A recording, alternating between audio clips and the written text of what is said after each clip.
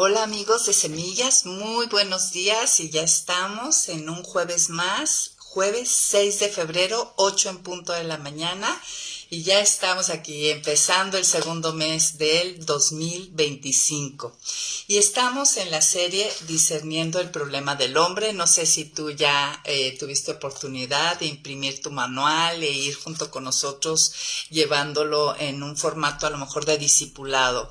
No es mucho más efectivo. Incluso sabemos que muchos de ustedes se animaron a formar un grupo de estudio con otros amigos, con otros creyentes, y eso, bueno, es fabuloso. Y esa es la idea, ¿no? En Mateo 28, el llamado que hace Jesús es ir y predicar el evangelio a toda criatura, enseñándoles a guardar todas estas cosas. Y yo siempre que pienso enseñándoles a guardar todas estas cosas, enseguida para mí es igual a discipulado. Entonces, si tú has decidido ir con nosotros en este estudio y ya pudiste imprimir tu manual, pues da un paso más e invita a un grupo de amigos, de hermanos, incluso de personas que no conocen a Dios, y a través de este material es un excelente material para que puedan conocer a Dios y aprender a tener una relación con Él. Y hoy quisiera iniciar orando con un versículo que está en Isaías 55, 10 y 11, que una amiga muy querida me oró conmigo esta mañana con este versículo y dije, este es el versículo. Quiero leérselos.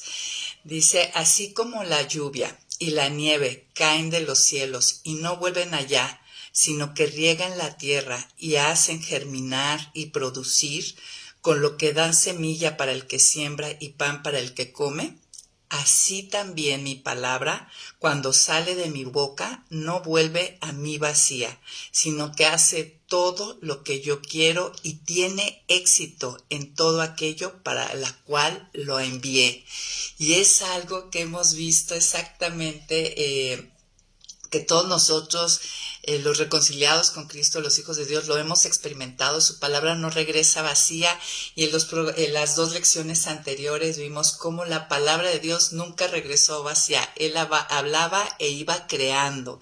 Es maravilloso. Y pues oremos. Señor, pues damos muchas gracias esta mañana. Gracias por tener esta palabra viva y eficaz. Gracias porque tenemos tu Espíritu, todos aquellos que hemos creído en el Hijo de Dios y en la obra redentora que realizó en la cruz.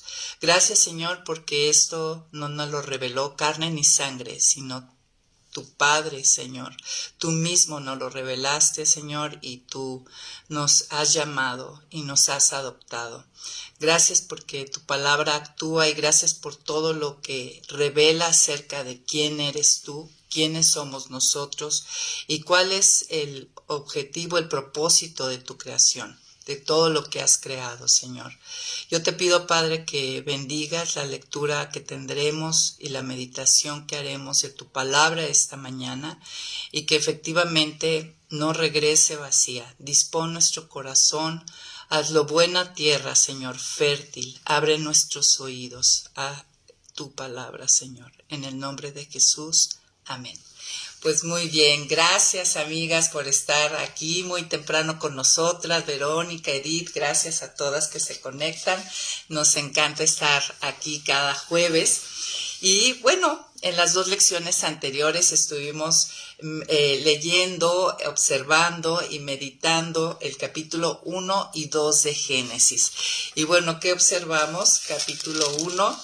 Pues que Dios creó, la revelación de la Escritura empieza con la declaración: Dios en el principio creó los cielos y la tierra, y pues lo primero que revela Dios al hombre es que Él es el creador. Y bueno, vemos en ese capítulo 1 cómo de una manera pues es sobrenatural, Dios es sobrenatural, totalmente diferente a lo que nosotros somos.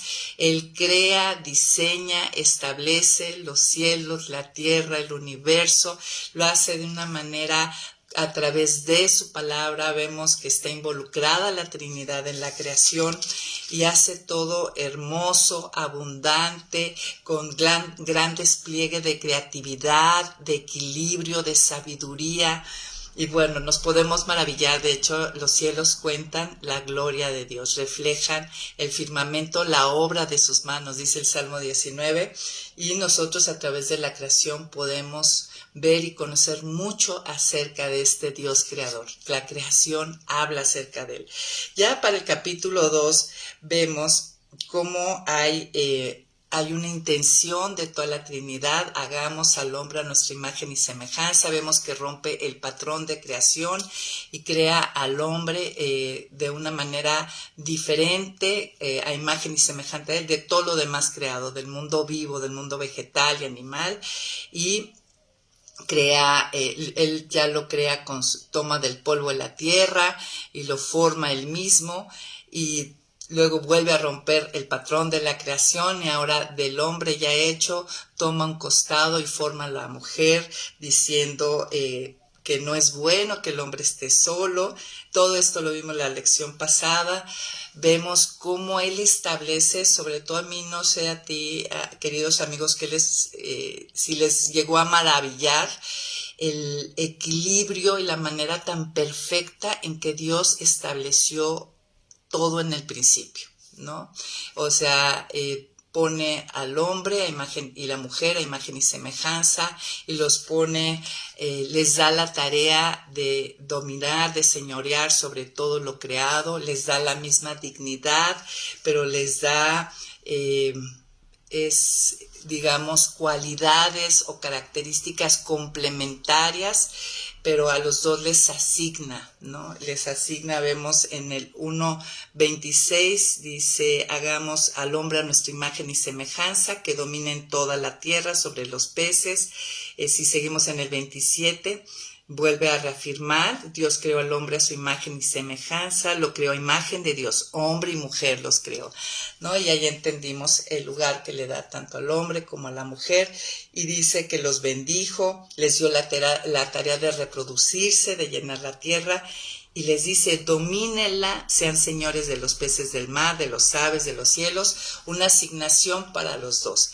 Vimos en el capítulo 2 que él establece el trabajo, pone un huerto y le dice al hombre que lo cultive, establece la familia, el matrimonio, ¿no? Dos cosas centrales, establece en sí pues la sociedad, ¿no? Nos hace seres relacionales, y así llegamos al capítulo 3, ¿no? Donde pues, ¿qué es lo que pasó? Si él estableció, puso, Génesis es el libro de los principios, si él todo lo estableció con perfecta sabiduría, armonía, equilibrio, inteligencia, poder, ¿qué es lo que pasó? Que estamos en un mundo desequilibrado, ¿no? En la misma tierra gime, está en dolores de parto, y ese hombre y mujer creados a imagen y semejanza de Dios, que se les asignó una tarea a los dos, pues realmente podemos ver que no hemos señoreado bien sobre lo creado, estamos destruyendo nuestro planeta, en vez de resguardarlo, ¿no? Ahora sí que nada ecológicos. Realmente vemos que cuando Dios le da la misma dignidad tanto al hombre como a la mujer, pues vemos que ha habido un abuso, ¿no? Una desigualdad a través de los siglos. Cuando Dios estableció en perfección lo que era el trabajo, lo que era la familia, pues vemos que sufren, ¿no? Sufren las familias, se desintegran, hay tantas cosas. ¿Qué pasó? Pues bueno, hoy vamos a entender en el capítulo 3 la caída. ¿Qué es lo que sucedió en esa caída? ¿Qué consecuencias trajo? Y pues listos para arrancar con este tema. Abramos, no sé, ya, ojalá tengas oportunidad de sentarte, tomar tu Biblia, abrirla. Vamos a estar básicamente en el capítulo 3. Y pues bueno, si tienes por ahí un café, un té, maravilloso. Sobre todo, lo que vamos a ver y vamos a observar, quiero que subrayemos esto, en el capítulo 3 vamos a ver la respuesta y el carácter de Dios ante el pecado, Aquí sobre todo vamos a ver cuando viene la desobediencia, cuál es la respuesta de Dios ante la desobediencia y la caída del hombre. Y en esto también Dios va a revelar, a mostrar su naturaleza, su carácter, su corazón, ¿no? Sus perfecciones. Y si estás conmigo, primero quiero que leamos en el versículo 2, Génesis 2, versículo 16 y 17, vamos a encontrar aquí dos mandamientos, ¿no? Dice, Dios el Señor dio al hombre la siguiente orden: puedes comer de todo árbol del huerto. El primer mandamiento es en sentido positivo. He aquí todo esto he creado, hecho para ti, y todo esto pues es para ti y puedes comerlo. El siguiente versículo pone un segundo mandamiento, pero pone un límite. Pero no debes comer del árbol del conocimiento del bien y del mal, porque el día que comas de él, ciertamente morirás. Entonces, primero Dios establece un mandamiento en positivo: todo esto he creado, es para ti, dispón de él, disfrútalo, y luego pone un límite. Pero de este árbol no puedes comer, y dice cuál será la consecuencia. Entonces este es el marco, y primeramente es importante e interesante entender qué es este árbol del bien y del mal. Pues este árbol del bien y del mal es el que nos muestra, o Dios lo utiliza para establecer, Él es el que establece lo que es bueno y es malo. ¿Sí? Este árbol viene a señalar, a representar, donde Dios dice, yo establezco lo que es bueno y es malo. Nosotros en otros programas hemos dicho, ¿por qué sabemos, por ejemplo, que quién es el que establece lo que es bueno y es malo? Y es Dios. Sabemos que actualmente el hombre en este nuevo tiempo, el hombre es el que establece lo que es bueno y es malo. Pero no, Dios cuando creó todo, Él es el que establece lo que es bueno y es malo. ¿Y cómo sabemos que algo es malo, ¿no? ¿En base a qué? Pues bueno, voy a dar un ejemplo. ¿Por qué es malo mentir?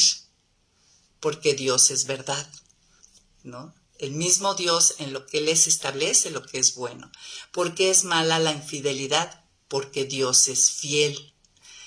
¿Por qué es malo el rencor, o sea, la falta de perdón? Porque en Dios hay perdón.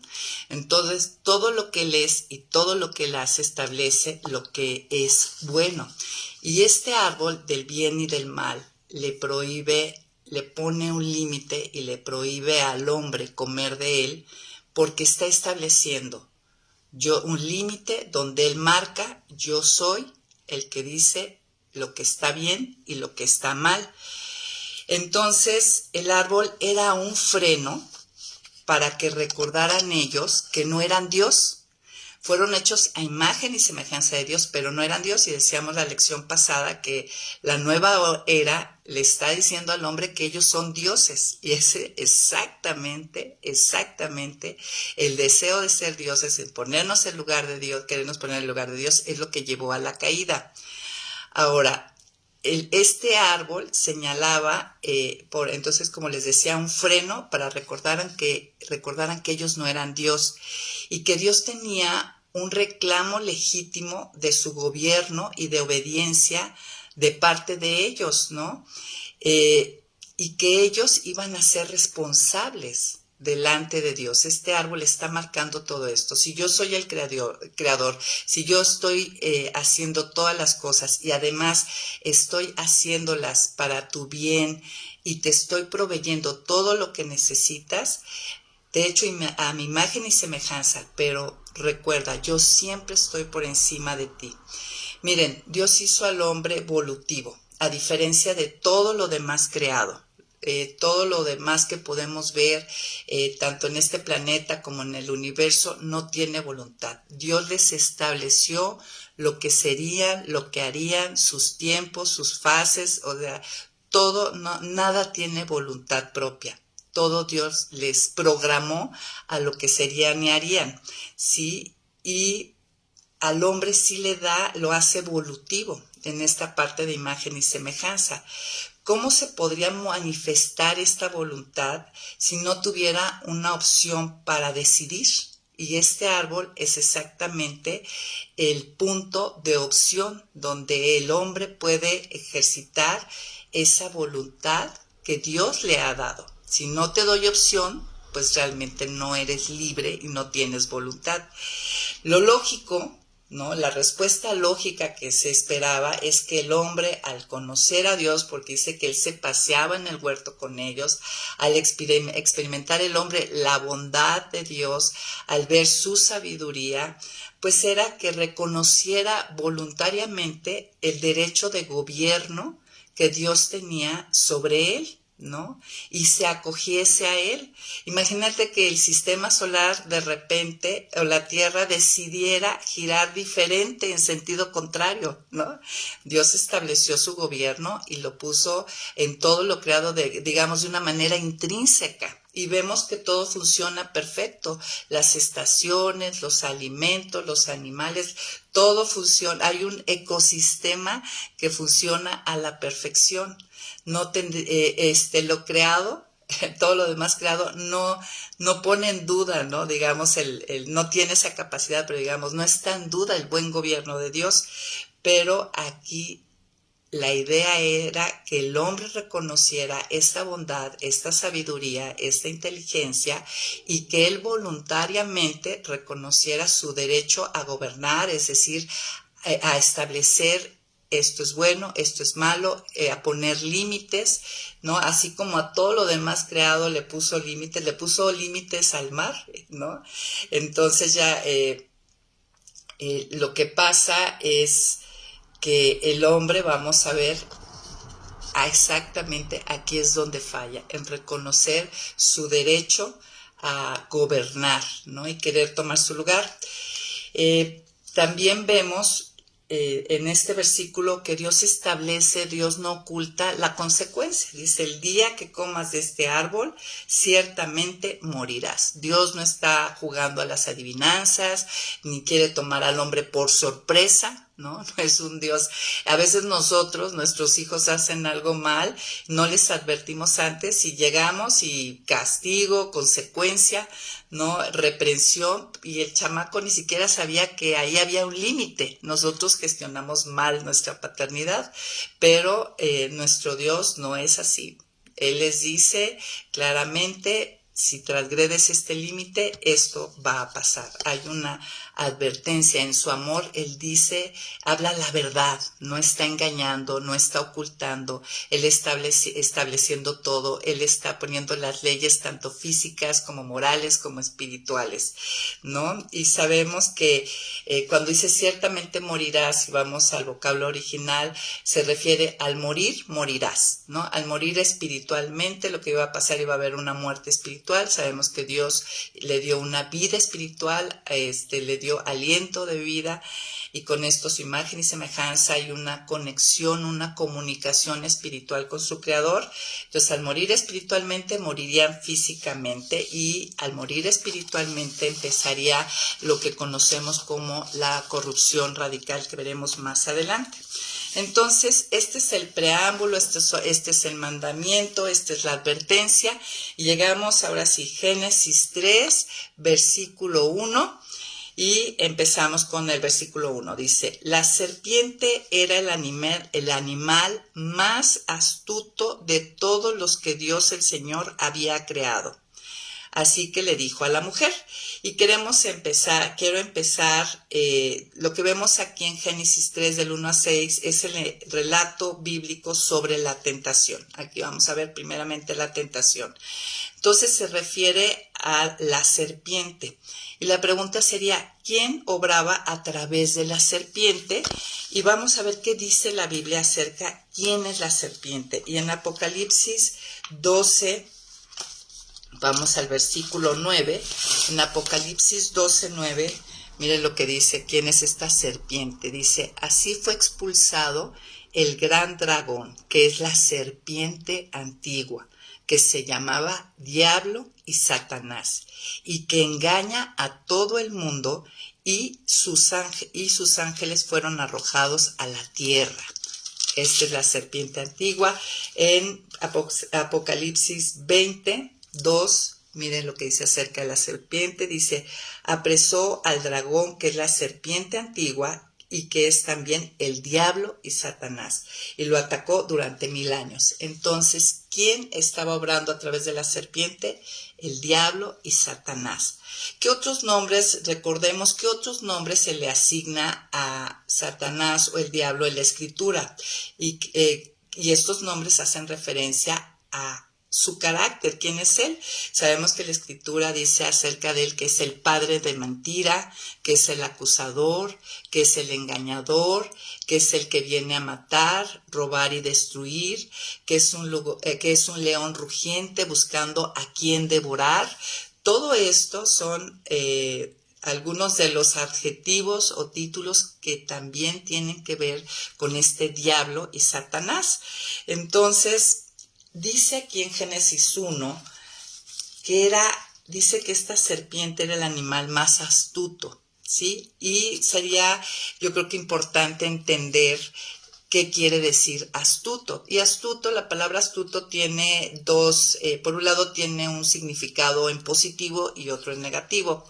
Ahorita obviamente vamos a ver el negativo. Y astuto se refiere que es la capacidad de usar artimañas, sutilezas y ardides para lograr un objetivo. Se relaciona con lo maligno. Tiene que ver con fingir, mentir o engañar para lograr lo que queremos.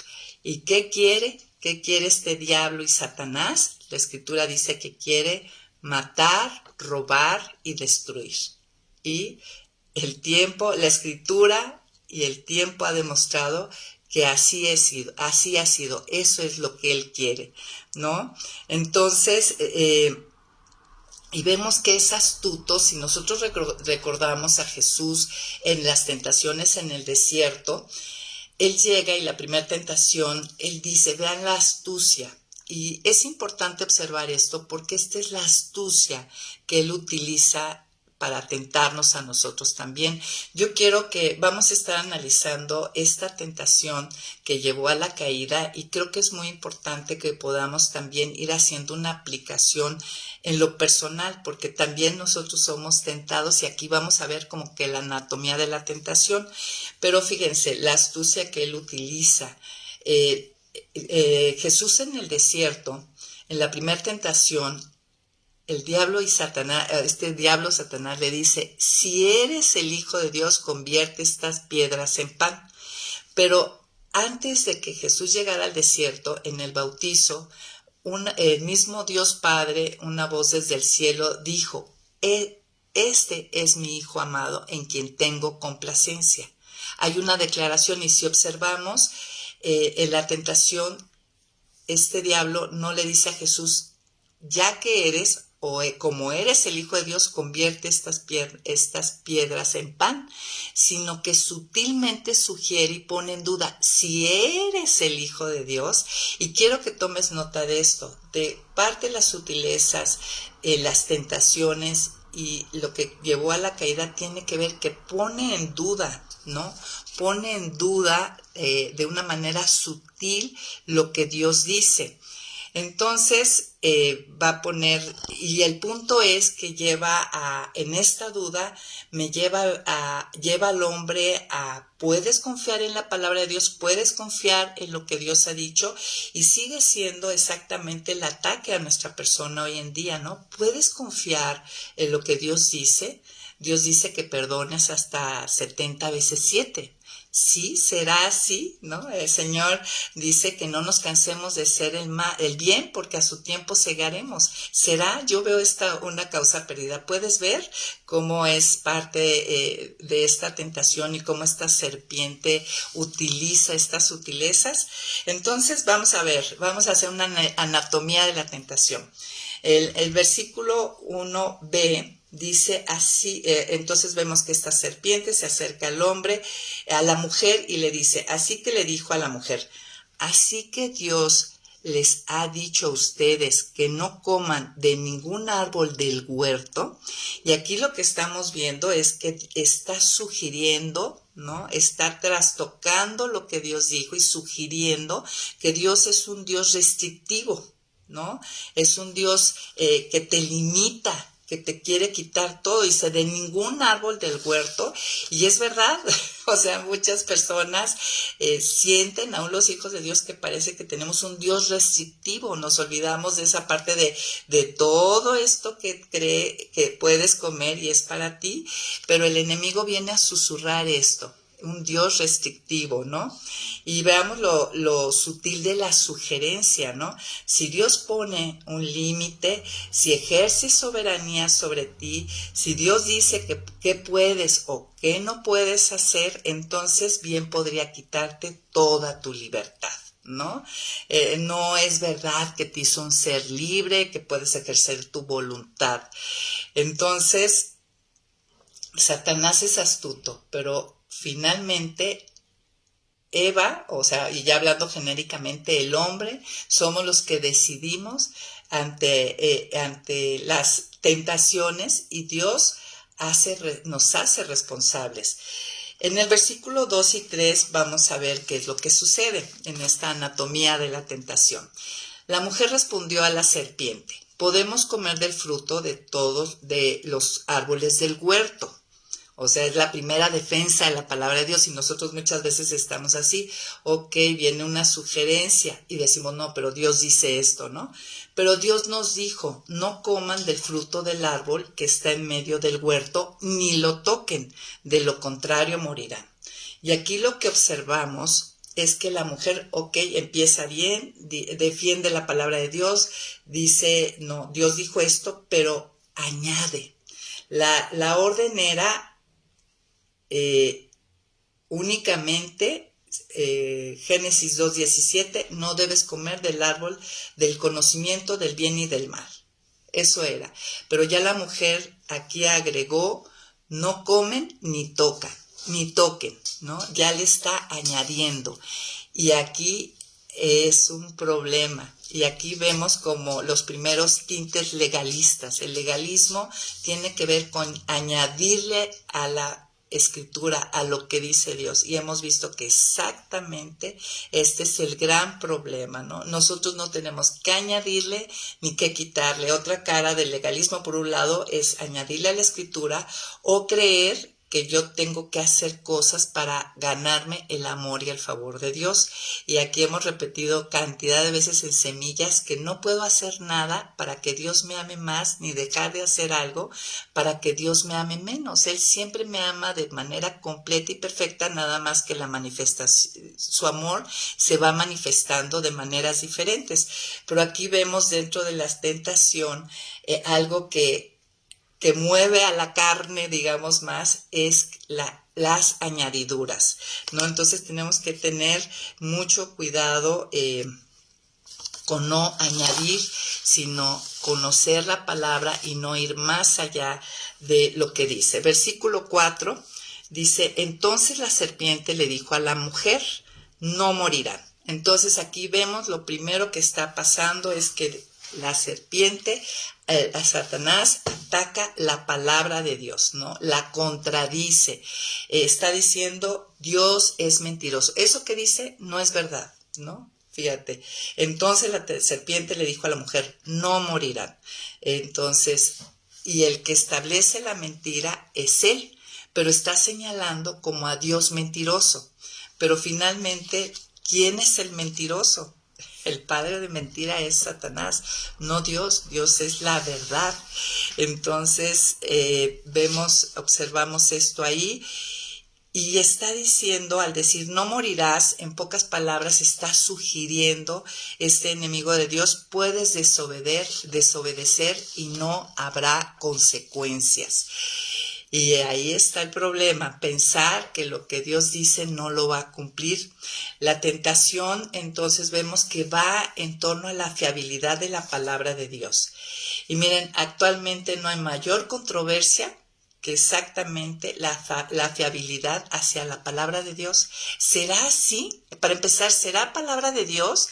Y ya una vez que igual ya estamos en la postura de sí, esta es la palabra de Dios, será así como Él dice? ¿Sí tendrá que ser así? ¿No? Dejar la ira, la venganza, que Dios me haga justicia en sus manos, ¿no me tendré que hacer justicia yo? Entonces, ahí otra nota que hay que tomar. Mi relación, finalmente, observemos esto, miren, mi relación con Dios está relacionada con mi relación con su palabra, ¿sí? Y está siempre, y aquí es donde está siempre la batalla, ¿no? ¿Haré lo que es bueno y correcto en mi opinión o confiaré en su palabra? Esta es la batalla, esta es la tentación que tenemos día a día.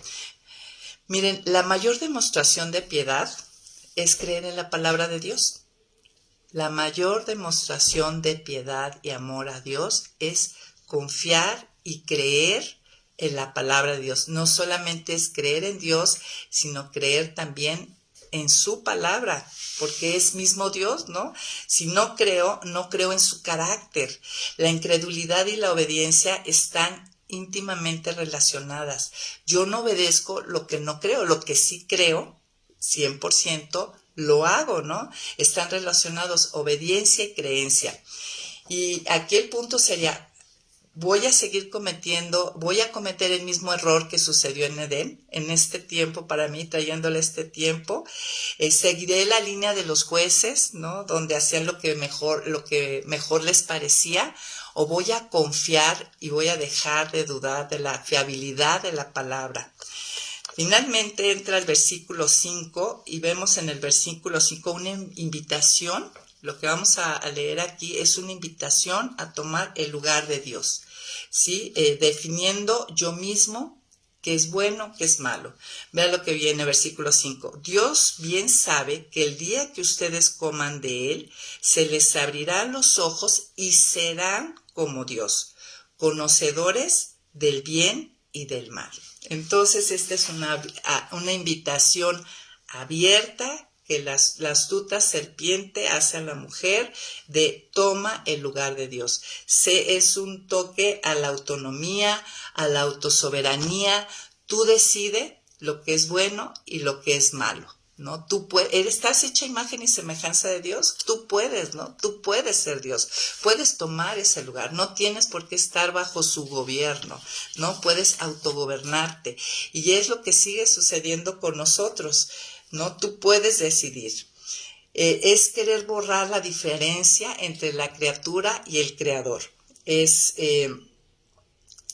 Pero habría que establecer aquí quién es el que creó, ¿no? ¿Y de quién es? Romanos 11:33, veíamos la clase pasada, 11:36, veíamos que todo fue hecho por Él y para Él, ¿no? Todo fue hecho por Él y para Él y es sostenido por Él. Y dice que a Él sea la gloria. Entonces, aquí seguimos adelante y vamos a ver, una vez que la serpiente con su astucia y su sutileza puso esto en la mente de la mujer, vamos a ver la respuesta ante esta sutileza y sugerencia. Del versículo 6 al 8 dice, la mujer vio que el árbol era bueno para comer, apetecible a los ojos y codiciable para alcanzar sabiduría. Tomó entonces uno de sus frutos y lo comió y le dio a su marido que estaba con ella, y él también comió. En ese instante se les abrieron los ojos a los dos y se dieron cuenta de que estaban desnudos. Entonces tejieron hojas de higuera y se cubrieron con ellas. El hombre y su mujer oyeron la voz de Dios, el Señor, que iba y venía por el huerto con el viento del día. Entonces corrieron a esconderse entre los árboles del huerto para huir de la presencia de Dios el Señor. Entonces aquí del versículo 6 al 8 nos muestra los resultados inmediatos de la desobediencia. ¿Y qué vemos en el versículo 6? Que cuando vio que era bueno para comer y apetecible, que la mujer confió en lo que vio y en la otra voz que escuchó, ¿no? Y ahí está otro punto importante para que veamos en nuestras tentaciones. Estoy confiando en lo que veo y estoy confiando en las otras voces que escucho, porque en este mundo hay muchísimas voces, ¿no? De hecho, miren, el árbol, al verlo, no había nada que nos diera una pista. La mujer no le dio una pista de que había algo de peligro. De seguro que era un árbol hermoso, ¿no? De seguro no, y muchas cosas que vemos no se ven peligrosas, ¿no? No había ninguna señal que pudiera alertar a la mujer de que comer del árbol habría peligro. Solamente lo único que la podía alertar era la misma palabra de Dios que dijo: de este árbol no comerás, porque ciertamente morirás. Y es exactamente para nosotros igual. Hay muchas cosas que vemos y que confiamos en nuestra vista y que aparentemente no hay ninguna señal de alerta. Y la única señal de alerta que tenemos es lo que Dios nos ha dicho y las advertencias que nos da sobre las cosas, ¿sí? Entonces recordemos que nuestro Dios es el legislador, ¿no? Es el que hace las reglas, el que establece, y podemos confiar en su legislación. Si vemos que toda la naturaleza está legislado con gran sabiduría y armonía, ¿por qué no confiar y creer que lo que Él legisla para el hombre es bueno y es armonioso y es lo mejor para nosotros? Hay que tomar, recordando un poco cambios profundos, recordemos que siempre yo decido por lo que creo que en el momento es un bien para mí. Miren, la mujer dice, la mujer vio que el árbol era bueno para comer, apetecible a los ojos y codiciable para alcanzar sabiduría. Fue entonces que tomó y comió de él y le dio a su marido que estaba con ella y él también comió. O sea, ella no estaba decidiendo en el momento pensando que era algo malo para ella, ¿no? O sea, y esta es parte del engaño y donde tenemos que estar muy alertas. Recuerden que engaño es darle, lo que va a hacer la serpiente, el diablo y Satanás, es darle apariencia de verdad a la mentira. Entonces, cuidado, no debemos de confiar en lo que vemos, y la alerta que tenemos ante muchas cosas es únicamente la palabra de Dios. Versículos 7 y 8 de capítulo 3, vamos a ver qué pasa. Bueno, observamos que efectivamente se les abrieron los ojos, pero se les abrieron los ojos a su pecado. Ahora conocieron efectivamente, conocedores antes de la caída, eran conocedores nada más del bien, no habían pecado, no habían transgredido ningún límite, vivían tranquilos, confiados, en armonía con Dios, en armonía uno con el otro, todo estaba bien. Pero aquí efectivamente, como dijo la serpiente, se les abrieron los ojos, pero se les abrieron los ojos a su pecado, ¿no? A su rebelión. Conocieron y experimentaron el mal, ¿sí? Y empezaron a experimentar las consecuencias del pecado. Y esas consecuencias, pues obviamente la serpiente no se las dijo, no les da toda la información, que es culpa, vergüenza y miedo, ¿no? Se avergonzaron, trataron de tapar su vergüenza. Aquí vemos al hombre siempre queriendo tapar su pecado, su vergüenza. Tuvieron miedo, ¿no? Ya no había esa confianza, fueron creados para ir a Dios, para buscar a Dios, y ahora se escondían de Dios, ¿no? Obviamente tenían miedo de Él. Entonces, ya no sé, hay culpa, ¿no? ¿Qué tal la culpa, amigos? Los consultorios de los psicólogos, de los psiquiatras están llenos de personas llenas de culpa, de vergüenza y de miedo. Entonces, entró la muerte espiritual, ¿no? Se rompió esa vida espiritual que Dios había puesto, que permitía que se conectaran, que tuvieran esa relación con Dios. Y con esta muerte espiritual, como habíamos dicho, vino la muerte física, empezó una degradación del físico, pero también con esta muerte espiritual y esta conexión directa que tenían con Dios, la imagen y semejanza, empieza un torcimiento, ¿no? No se pierde totalmente, pero empieza un torcimiento que apunta a la corrupción radical y finalmente se cumplió lo que Dios dijo, ¿no? Aquí estamos viendo que se cumple lo que Dios dice. Y esto lo puedes ver en tu propia vida, lo podrías aplicar. Miren, después de esto, del versículo 8, nosotros vamos a ver del versículo 9 al versículo 13, la respuesta de Dios ante el pecado es que va y busca al hombre. Y así es, después de la caída, después de esta desobediencia, nosotros vemos en el resto de la Escritura a Dios buscando a sus criaturas. No vemos a las criaturas buscando a su Dios, a su Creador. Él buscando a las criaturas, inclinándose para cubrir su desnudez, tratando con su vergüenza, cubriendo la culpa del hombre y restaurando su imagen y semejanza cuando llegamos a Cristo. Esa es la historia del resto de las páginas de la revelación de la Escritura. Dios buscando al hombre para cubrir su desnudez, cubrir su vergüenza, quitar su miedo, cubrir su pecado, y restaurando en Cristo su imagen y semejanza. Ahora, si vamos al versículo, al siguiente, del 10 al 14, vemos esta respuesta de Dios ante el pecado, me encanta.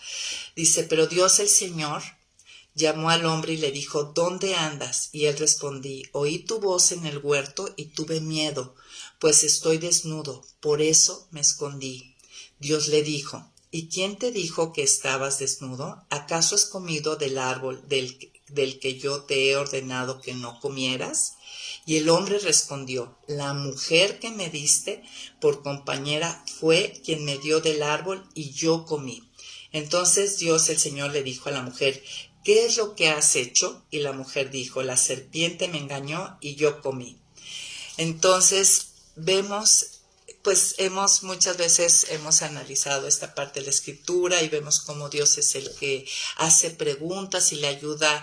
Dios obviamente sabía dónde estaban y son preguntas para que el hombre caiga en cuenta de dónde está. Antes estaba contento, feliz con su mujer, disfrutando de todo del huerto, y ahora se está escondiendo. Y Dios hace estas preguntas a nuestra vida, ¿dónde estás? ¿No? Y el problema es que el hombre no dice las cosas como son, no confiesa, no se justifica la mujer que me has dado, y la mujer pues la serpiente. Y bueno, de esto ya hemos estudiado, pero sobre todo yo quiero resaltar que esta hermosa respuesta de Dios ante el pecado nos busca. Y finalmente, la respuesta de Dios ante el pecado es el versículo 15, que es lo que llaman el protoevangelio. Dice, yo pondré el versículo 15, dice, yo pondré enemistad entre la mujer y tú, y entre su descendencia y tu descendencia. Ella te herirá en la cabeza y tú la herirás en el talón. Entonces, la única respuesta al pecado es el evangelio de Jesucristo, amigos. Ahí es donde la raíz del pecado es destruida. En Génesis 3:15, Dios les da y nos da esperanza, ¿no?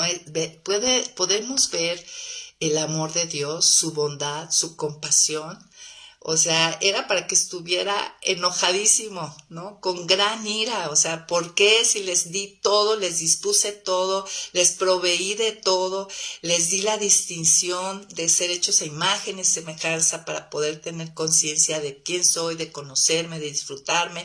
No, pues como papá regañó, ¿no? Como mamá latina se hubiera puesto. Y no, Él los busca y Él les da esperanza a través de este anuncio de que la serpiente sería aniquilada, ¿no?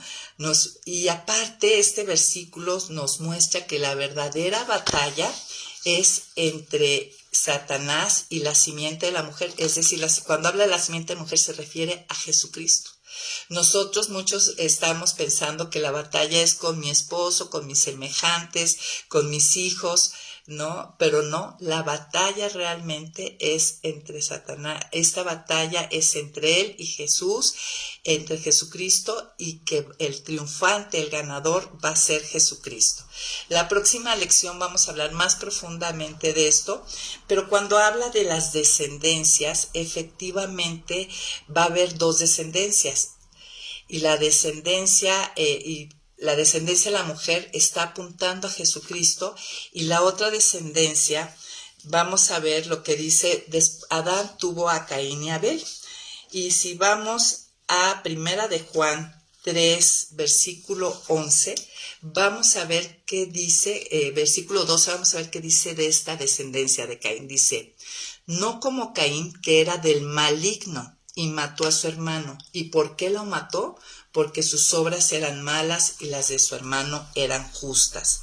¿Qué estamos observando aquí? Miren, el hijo de Adán, o sea, la siguiente generación, vemos en Caín un odio manifestado a Dios a través de que él mata a su hermano. Como diciendo, ¿te gustó mucho la ofrenda de Abel? Pues ahí te va. ¿Te gustó mucho su sacrificio? Ahí te va mi ofrenda, ahí te va mi sacrificio, y mató a su hermano.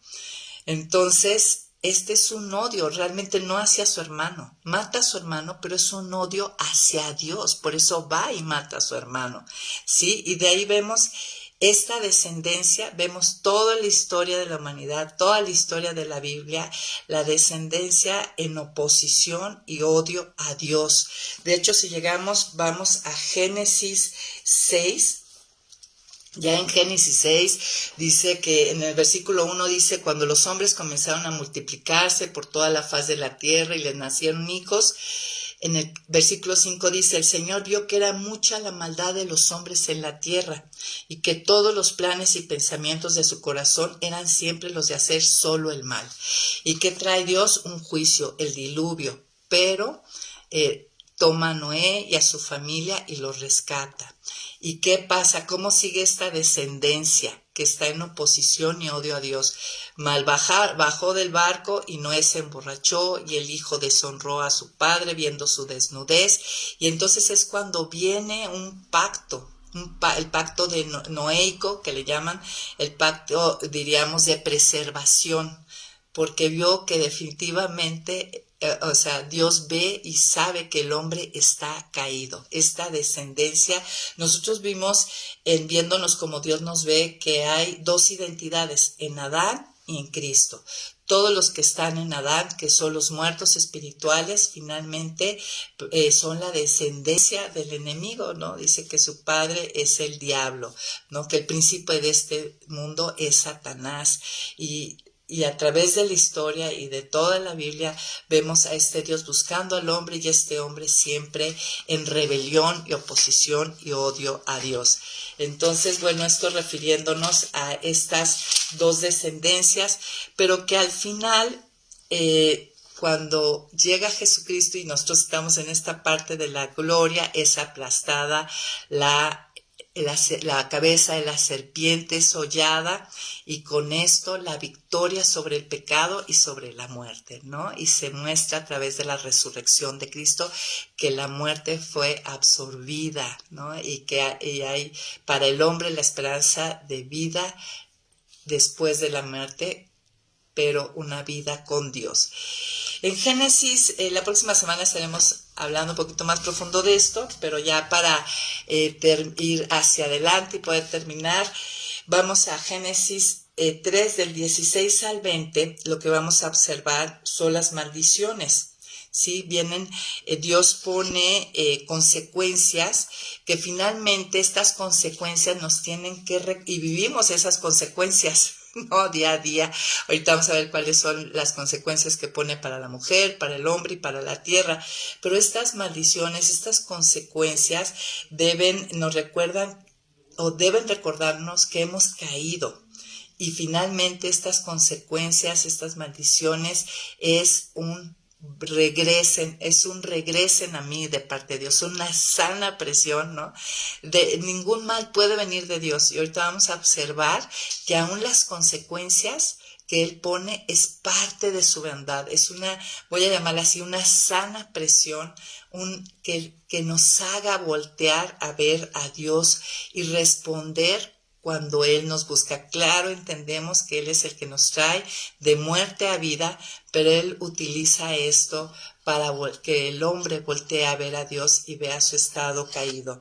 Miren, Dios en su justicia, sabiduría y benignidad y amor impuso penalidad por el pecado, y aparte tenía que hacerlo porque parte de los atributos de Dios, de lo que Él es que Él establece justicia, Él es juez y no puede haber transgresión sin que haya consecuencias, ¿no? Hemos hablado de esto. A la mujer, versículo 16, a la mujer le dijo, aumentaré en gran manera tus dolores cuando des a luz a tus hijos. Y bueno, se ha observado que los seres vivos que dan a luz, que únicamente la mujer es la que sufre grandes dolores de parto, habíamos dicho. Algunos animales sufren incomodidades, pero únicamente la mujer es la que tiene dolores de parto, ¿no? Y fuertes, dice, tu deseo te llevará a tu marido y él te dominará. Y se refiere, fíjense, había puesto al hombre y la mujer Dios para que dominaran sobre lo creado. Pero ahora, después de la caída, la mujer quiere controlar al hombre y el hombre hace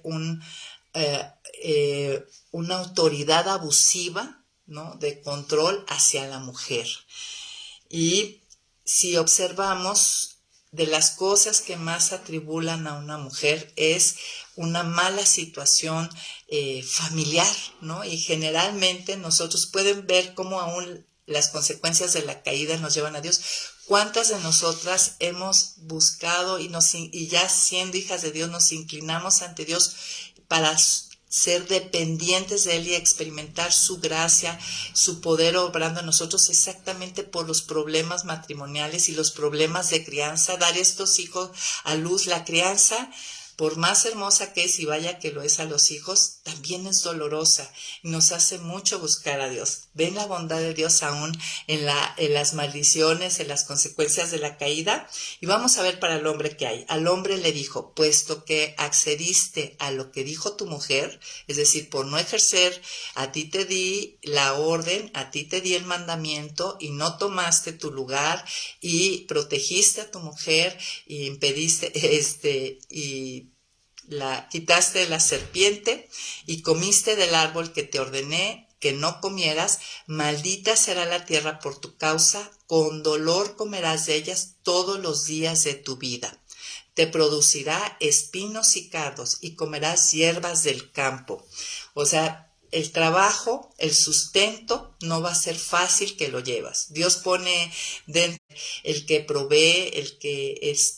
Digo, aunque ahorita traemos muy transgiversado eso, pero el hombre se siente cómodo siendo el internet. Entonces, al hombre le dice, pues ya llevar el sustento a tu casa no va a ser fácil, no va a ser cómodo. Comerás el pan con el sudor de tu frente hasta que vuelvas a la tierra, pues de ella fuiste tomada, porque polvo eres y al polvo volverás. Y bueno, también esto, nosotros vemos a muchos de nuestros padres o esposos buscando a Dios, les atribula mucho cuando pierden su trabajo, cuando el negocio va mal, cuando no alcanza el sustento. Y pues bueno, esto es parte, pueden observar como parte de esta maldición hace que el hombre vaya a Dios, regrese a Dios, y finalmente se cumple lo que dice la palabra, ¿no? Finalmente su vida es trabajar y finalmente muere y va al polvo. Y vemos en el versículo 21, ya para cerrar, luego Dios el Señor hizo túnicas de pieles para vestir al hombre y a su mujer. Y pues vemos aquí Dios, la respuesta de Dios ante el pecado, pues es que también Él les cubre, empieza un proceso de cubrir su vergüenza, donde será completo esto a través de Cristo. Pero pues, ¿qué les pareció este capítulo 3 de Génesis, la caída del hombre? Vimos la anatomía de la tentación, y ahorita en el Zoom yo elaboré unas preguntas que nos pueden ayudar a autoexaminarnos para poder ver cuando estamos en tentación cómo salir de ellas. Es más, yo sé que me extendí un poquito más, pero sí me gustaría para todos nuestros amigos de Facebook y de YouTube dárselas, ¿no? Preguntas, anótalas, que te pueden ayudar en tus tentaciones a salir del engaño y de las sutilezas del enemigo. Número 1, ante la tentación que tengas, observa los pecados en los que estás atrapado, que son repetitivos y que ya quieres victoria, es de qué manera dudo en cuanto a esto de la bondad de Dios. ¿En qué manera pongo en duda su bondad? 2, ¿qué dice Dios acerca de esto? ¿No? ¿Qué es lo que dice acerca del tema en el que estoy siendo tentado? ¿Le he añadido? Siguiente pregunta. ¿De qué manera esto contradice la palabra de Dios?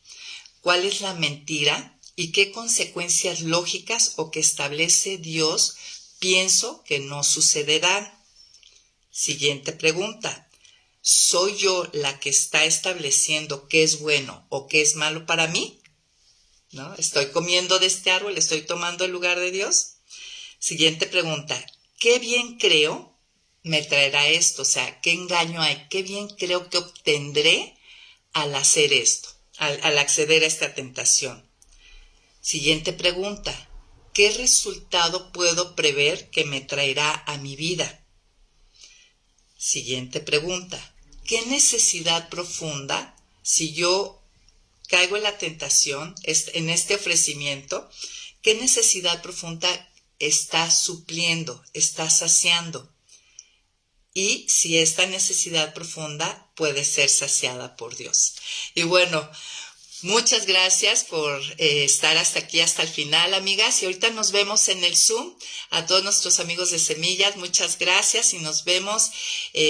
La próxima semana no veremos la lección 4 porque vamos a tener la conferencia sobre la amistad, pero a la siguiente semana seguiremos adelante con la lección 4 de este manual. Gracias, bye bye.